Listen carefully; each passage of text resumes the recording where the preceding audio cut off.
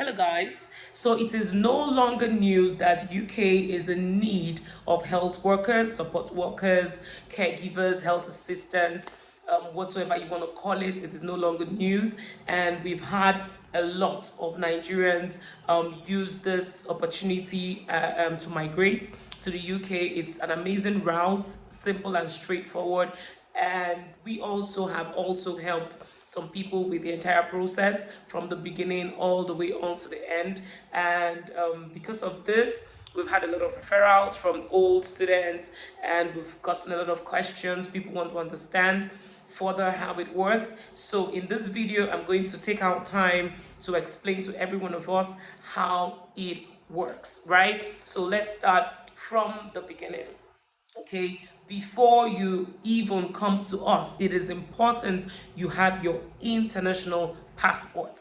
That is your travel document. Without it, you will not even be able to leave the country. So have it in mind that you need that. You need to go to the immigration office, meet an immigration officer, and tell them you want your international passport.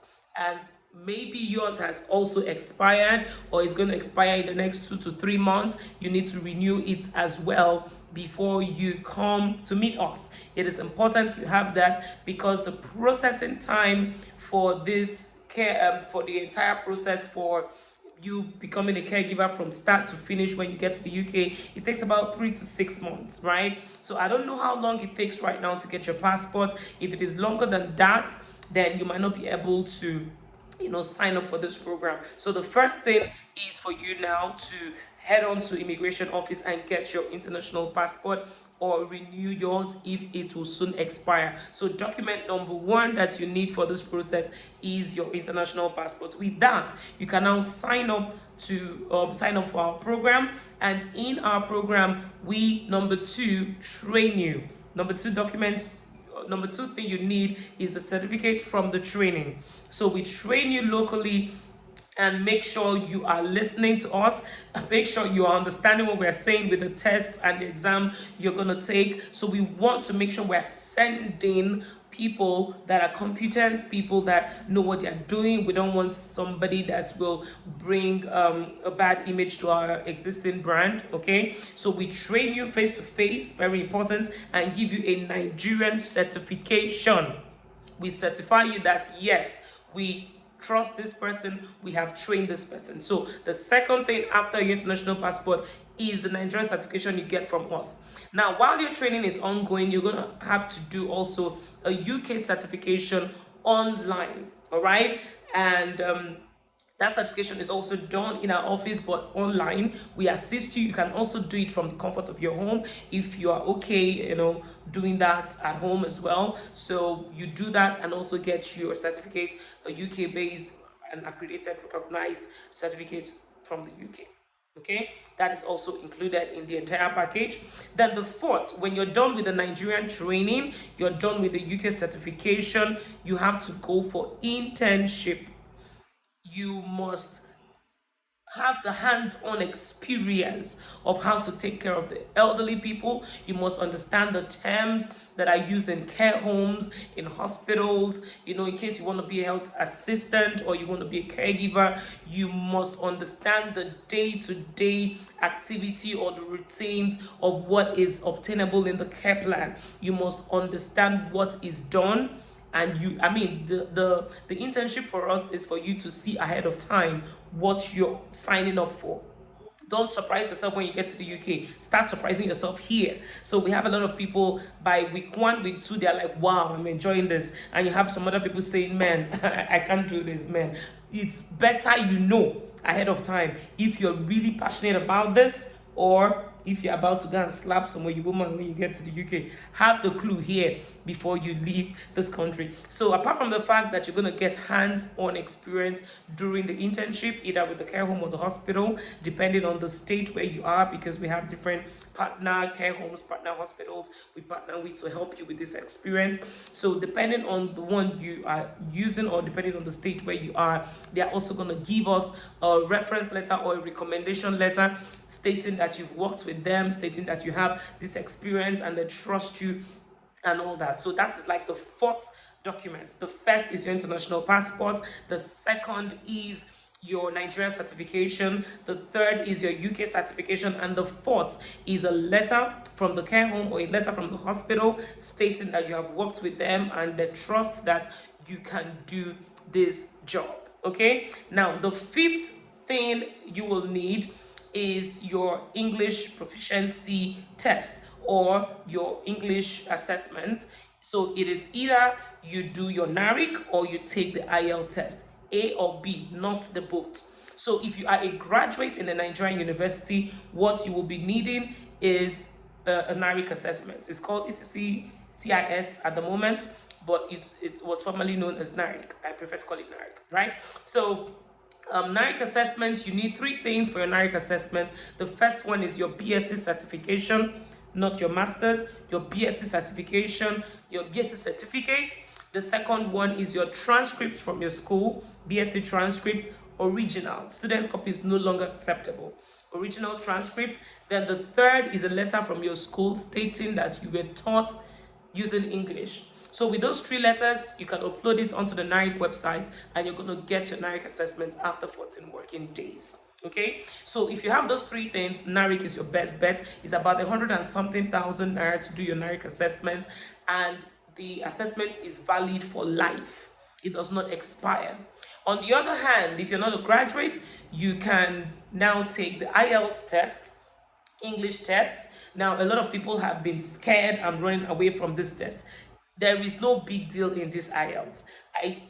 A lot of people were like, you cannot be saying this when you have not taken it. So I had to now register for this IELTS. I took this IELTS. I have been extremely busy. I've been extremely stressed, helping processing some of our clients, helping them to go. But because of how they were saying, madam, you have not taken this test, I had to go and register for IELTS. I took it. I just used a night to do training. I'm not saying you should do this, but I was so busy. I didn't have time. I used one night to prepare. In fact, I had never looked at IELTS past questions or mock interviews. I used one night. I watched a couple of videos for 6 hours on YouTube. And after that video, I took the test and I got a band 7. I personally wanted to get 8.5. I wanted to prove to people that this thing is not as hard as people claim it is. So if I didn't give it all the time and I got a 7, okay, so I think some of you can actually do better if you have the time. Just spend 12 hours, just add a little more hours to the 6 hours I did mine, and I'm sure you're going to smash it. So I give people tips from what I learned on YouTube. Okay, just little tips here. And a lot of people have given, some people got 6.5, some people also got 7 as well with me. I'm still looking out for somebody that's going to score 8. I'm not going to lie that I've seen anybody score 8 from that platform. But even at that, the minimum for this visa is 4.5. So any which way, you will still pass it. So don't be scared to take IELTS test. You need it if you don't have your BSc certification, okay? So first thing is your international passport. The second thing you get is your Nigerian certification. Like I'm saying, this is our procedure. This is our process to make sure we are sending competent people to the UK because it's our brand name, it's our identity. Okay, so these are our process, right? So you have to have your international passport, then we'll train you and give you the Nigerian certification. We sign you up for a UK certification online. You take the test, pass, get your certificate. The fourth one, we send you to a care home or a hospital, depending on the state where you are, so that you can get your experience, and they're also going to give you a letter of recommendation afterwards, or a reference letter as well. Then the fifth is your English proficiency test or your NARIC assessment to state that you know how to speak English. That's the fifth thing. Then the sixth we need your CV. So we're going to send you the draft, the format. You create yours, send it back to us. We look at it and we submit it for your interview. So your CV is also required here. On your CV, you have to update it with your new certifications, the Nigerian one, the UK one, the experience in the care home. You add it under your work experience. If some of you have prior experience before that is related to this, you add it all up to your CV. Okay, so we work on it based on all the experience you have gathered recently and put it up on your CV. So that's the sixth. Now, the seventh is your COVID card. You need your COVID vaccination card showing that you've taken the 2 dose on the card, okay, the 2 shots or the 1 shot that comes with the booster shots. So any which way, the 2 shots have to be reflected in your COVID vaccine card. So the card is needed.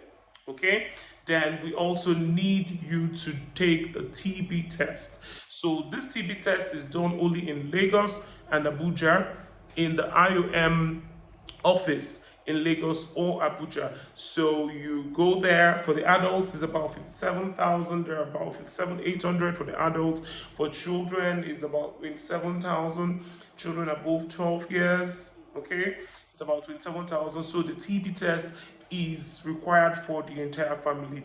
Now, the TB test is valid for 6 months. So we want you to do it after your letter of offer is out or your COS is out. Your certificate of sponsorship will get there, right? So that's for your TB test. Then the police character report is just about the last things you would do because it is valid for 3 months. Okay, so we recommend you go get that after you've even gotten your certificate of sponsorship. When you're about to apply for your visa, that is when you can go for the police test. Okay, now there's a training we also do, the CPR training, the first aid training. Okay, it's just a 1 day training. We do that online, and during the internship you also do hands-on practicals on that. Okay, the first aid training, emergency response. We do that with Emergency Response Africa. So we also give you that certificate, and you also add it up on your CV. Okay, so all these are included in they are all included in our package. All right, so it comes with all this. So now this is how it works. You sign up, and before you sign up, you need to have your international passport. Okay, you sign up, then you start the Nigerian training. From the Nigerian training to the UK training and the certification. After that, you go for your internship and work in a care home or in a hospital to get the experience. And once you're done from that place, we now take your CVs, add all the experiences you've gotten, including the first aid certification, add all that knowledge and experience to your CV, then submit it and schedule you for an interview. So after the successful interview, you have 2 interviews you have to go through. When you become our client, you understand why there are 2 interviews. Okay, so you do the first interview, then you do the second interview. After the second interview, that is when you get your letter of employment and your certificate of sponsorship. You will now take all of that to the embassy. You need your COS and your letter of employment to apply. You need your English proficiency test results. You need your TB test. You need your police character report for you to apply for the visa. Now, we have a lot of questions. Is the visa guaranteed? Is the visa guaranteed? We don't guarantee visas, but this visa is a point-based system. So it simply means there are points you have to meet, and if you meet that point, you get the visa. For example, having your COS from a licensed company already is 20 points. And the number of points you need to get the visa is 70 points. So it is easy. Assemble everything that will make you get the 70 points. Get 80 points, get 90 points, and get your visa. So you can basically work out making your visa guaranteed, unless you've had prior issues with the UK government, you've lied to them, you have been banned or something that you did not tell us.